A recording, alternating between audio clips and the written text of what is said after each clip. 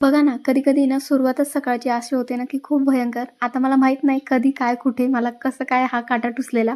पण हाताला जो आहे ना माझा काटा टुचलेला आहे आणि ज्यावेळेस मी कुकर ट्रॉलीमधून काढला आणि त्यावेळेस ते अचानक कुकर जो आहे तिथे बरोबर टच झाला आणि इतकं दुखायला लागलं, की ते व्यवस्थित पाहिल्यावर कळालं, की तिथे काटा टुचलेला आहे म्हणून ते काढण्यात माझा बराचसा वेळ गेला. इथे माझं एक आणि आरूचं दुसरंच चाललेलं होतं. त्याचं चाललेलं होतं, की "आण मी तुझ्या हातातला काटा काढून देतो" आणि इतकं भयंकर ते दुखत होतं, की फार असं चला आता या 2 गोष्टींच्या साहाय्याने ना मी माझ्या हातातला काटा जो टुचलेला होता तो काढून घेतला. त्याच्यानंतर पटापट जे आहे स्वयंपाकाला सुरुवात केली.